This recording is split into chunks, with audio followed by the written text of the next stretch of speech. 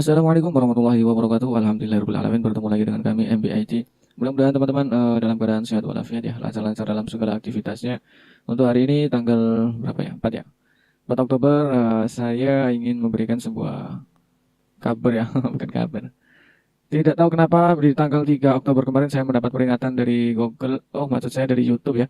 Kebetulan memang saya tidak begitu memperhatikan berbagai macam pedoman komunitas dan di tanggal 3 Oktober itu kalau nggak salah pagi-pagi mendapatkan email ya, email-email dari YouTube. Kalau pagi-pagi itu memang deg-degan ya, bikin deg-degan.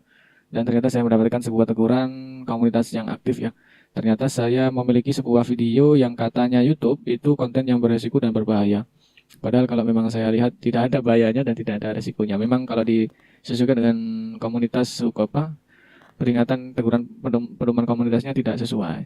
Katanya sih konten saya ini dihapus karena melanggar pedoman komunitas. Ya, peringatannya sih ya teguran pertama tidak mempengaruhi akun kita ya, memang tidak ada pengaruh apa-apa. Tapi ini bisa menjadi salah satu pelajaran buat teman-teman dan saya sendiri ya tentunya harus memiliki atau mengetahui berbagai macam pedoman komunitas di YouTube itu nanti seperti apa agar tidak sampai seperti ini. Karena nanti kalau kita terus-menerus dalam 3 bulan ke depan mengalami hal serupa, bisa-bisa channel kita ditolak atau di dismount atau dihapus sama YouTube-nya. Di tanggal 3 Oktober ini, saya mendapatkan email yaitu konten ini beresiko dan berbahaya. Kemarin saya coba mau banding ya, saya kirim banding untuk ternyata dalam beberapa hitungan menit langsung ditolak. Saya kurang tahu ini mesin atau yang manual review dari YouTube ya. Kayaknya sih mesinnya langsung ditolak. Memang benar-benar kita harus mengikuti ini kebijakan yang ada di dalam YouTube. Apa sih teman-teman harus perhatikan di dunia per-YouTuber seperti ini? Yang pertama adalah kita harus tahu pedoman-pedoman yang ada di dalam komunitas YouTube ya. Ringkasnya, pedoman komunitas kami rancang untuk memastikan komunitas tetap terlindungi. Ya, pedoman ini mengumumkan hal-hal yang disan dan tidak disan oleh YouTube yang berlaku bagi semua jenis konten di platform kami, termasuk video, komentar, link, dan teman. Artinya, kemarin kalau saya nggak salah ya di video ini mungkin saja ya, kebanyakan adalah konten komentar-komentar yang mungkin tidak baik. Mungkin ya, hanya kiraan saja. Mungkin ada komentar spam, ada komentar. Tentunya kita harus perhatikan ya karena memang ini nanti menjadi salah kaprah di kemudian hari. Karena kalau kita tindak lanjuti, si YouTube ini tidak tidak mengenal waktu ya, tidak mengenal durasi. Jadi kalau seumpama video kita ini udah berbulan-bulan, ternyata masih aja di ini dihapus. Dan ini yang menjadi hal yang harus kita perhatikan. Karena tidak, meskipun video kita lama banget, tapi kalau tidak memenuhi syarat pedoman, meskipun pertama kali sudah dikasih pedomannya itu ini harus diperhatikan juga. Sudahkah memenuhi syarat daripada pedoman komunitas YouTube? Saya tidak menjelaskan banyak panjang lebar ya. Yang jelas intinya teman-teman kalau membuat konten satu jangan sampai menyepam dan praktik penipuan ya. Saya nggak tahu nih tutorial saya ini termasuk penipuan atau saya nggak tahu. Yang jelas saya tujuannya mengedukasi. Tapi kalau dibacanya YouTube kurang baik ya mungkin saya akan mengikuti YouTube-nya. Tentunya ada konten sensitif ya. Konten-konten sensitif terutama tentang anak, tampil-tampil atau hal-hal yang mungkin vulgar. Ini yang perlu diperhatikan teman-teman. Terus ada konten kekerasan atau berbahaya ya. Ada bullying, pelecehan, konten berisiko, berbahaya, kebencian, organisasi, dan banyak banget. Ini teman-teman bisa baca aja di YouTube ya.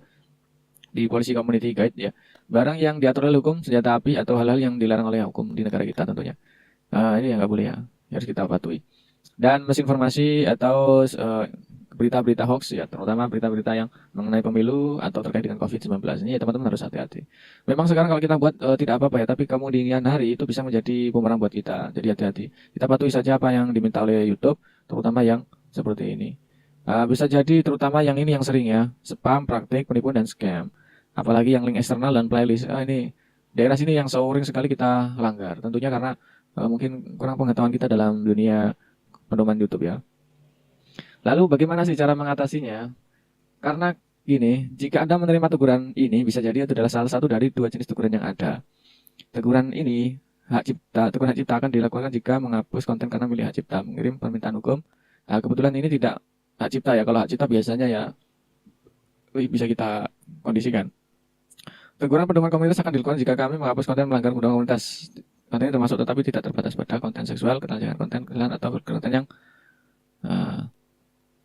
jadi kalau saya lihat ini teguran ini kita hanya dapat teguran, tidak dapat, maksudnya masih bisa melakukan aktivitas pada dasarnya. Tapi kalau kita sudah melewati SP1, ini keteguran pertama, maksud saya SP1. Kalau masih peringatan, ini masih ini ya masih bisa kita gunakan channel kita, artinya kita bisa melakukan aktivitas pada umumnya. Tapi kalau kita kena teguran pertama, jika menghadapi konten Anda tidak mengerti kebijakan kami dan keduanya Anda akan menerima teguran. Ya, teguran pertama apa? Anda tidak bisa melakukan hal berikut selama 1 pekan ya, 1 minggu. Waduh, repot ya. Apa tidak bisa ngupload, tidak bisa live streaming dan story. Wah, 1 minggu ya, tidak bisa update ya. Membuat thumbnail juga tidak bisa, custom dan postingan komunitas. Tentunya ya, upload aja nggak bisa. Membuat, mengedit atau menambahkan kolaborator ke playlist. Nah, ini juga nggak bisa ya. Menambahkan dan menghapus playlist simpan, ini nggak bisa. Cuplikan primer juga tidak bisa. Mengarahkan penonton live streaming ke primer juga tidak bisa. Wah, ini harus benar-benar diperhatikan. Dan ini berlaku, hak penuh otomatis dipulihkan setelah 1 minggu, tetapi itu tetap ada di channel Anda selama 90 hari. 3 bulan, saudara. Ini yang bikin apa ya, bikin nggak enak sama sekali. 3 bulan loh ini. Ya kalau sebulan gitu. Jadi teguran pertama ini akan masuk di YouTube channel kita selama 3 bulan. Kalau 3 bulan kita masih mengalami video yang melanggar pedoman, nanti masuk ke teguran kedua. Wah, ini nih, bahaya nih ya. Coba saya misalkan ya. Teguran kedua ini, jika Anda menerima teguran kedua dalam periode 90 hari yang sama dengan teguran pertama, Anda tidak akan diizinkan untuk memposting konten selama 2 minggu. Tadi kan 1 pekan ya. Sekarang 2 pekan. Waduh, doh. Jika tidak ada kesalahan lebih lanjut, hak penuh akan otomatis dipulihkan setelah 2 minggu. Setelah teguran tidak akan berakhir hingga 9 hari setelah pekan.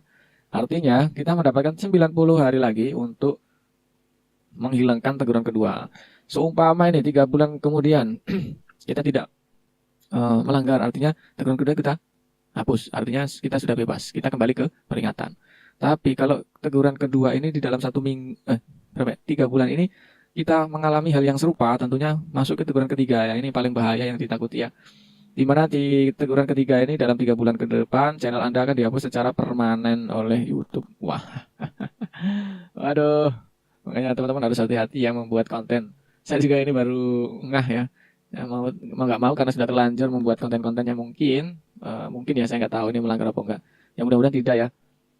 Nah, makanya saya minta dukungan teman-teman untuk komentar yang baik-baik ya terkait dengan video-video biar video saya juga aman, tutorial juga nanti bisa berlanjut. Dan teguran ketiga ini sayang sekali kita tidak bisa punya kesempatan lagi. Jadi menghapus konten Anda tidak akan menghilangkan teguran. Kami juga dapat menekan teguran pada konten yang dihapus. Anda dapat mempelajari penertiban kebijakan privasi. Silakan dibaca-baca teman-teman. Jadi hal-hal yang harus kita pelajari yaitu dasar-dasar teguran pedoman komunitas. Yang ini harus kita diperhatikan benar-benar. Jadi saran saya kalau teman-teman masih punya konten-konten yang menjurus ke dalam ini melanggar konten atau pedoman komunitas, sebaiknya diperbaiki. Contoh di sini saya akan perbaiki ya, silakan perbaiki di konten saya ini. Di konten saya ini memang banyak banget dan sudah hijau semua ya. Ada beberapa yang tidak hijau, ini yang dihapus ya ini. Tanggal 3 September ini saya kurang tahu ini yang model kayak gimana ya, saya lupa. Terus di sini banyak sekali yang saya upload dan ada dolar kuning juga di sini. Artinya video ini tidak sesuai dengan komunitas atau tidak sesuai dengan iklan. Nah, video-video seperti ini yang ingin saya hapus ya. Daripada nanti jadi masalah, mending sekarang kita hapus saja karena kebanyakan yang dolar-dolar kuning ini yang perlu kita perhatikan benar-benar ya. Makanya contoh jumlah suka ini perlu kita perbaiki benar-benar. Contoh di sini ya, ini saya hapus saja yang video ini karena memang dia dolar kuning. Saya sudah minta review manual, ternyata tidak diterima, jadi ya udah, nggak ada manfaatnya. Daripada nanti jadi masalah, saya hapus selamanya.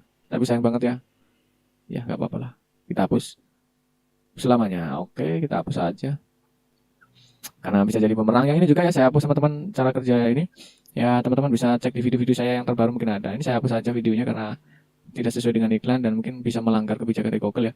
Oh, kebijakan di YouTube ya.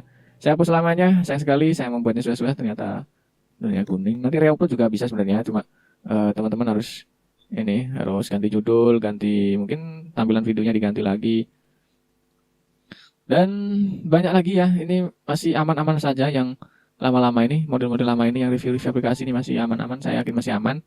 Dan saya kemungkinan beberapa minggu ke depan akan membuat sebuah video yang mungkin lebih diterima oleh YouTube ya. Saya juga ingin cari aman. Dan alhamdulillah channel saya masih dapat peringatan, mudah-mudahan cepat hilang. Kalau nggak hilang bahaya, ini dapat reject community guide warning ya, sayang sekali ya. Teman-teman, silakan ajukan banding seumpama kok teman-teman tidak merasa ya. Tapi agak susah nih kalau melawan banding di YouTube ini agak susah, sehingga mau gak mau ya kita hapus aja, udah gak apa-apa. Ini ya, mudah-mudahan cepat selesai dan teman-teman mungkin bisa menjadi pengalaman bahwa membuat konten itu harus sesuai dengan kebijakan. Oke teman-teman, mudah-mudahan ini cepat hilang. Doakan channel ini aman sentosa. Sekian dari saya, mohon maaf kalau ada sesuatu yang kurang tepat. Silahkan komen yang baik-baik ya, jangan spam biar saling menguntungkan. Sekian, wassalamualaikum warahmatullahi wabarakatuh.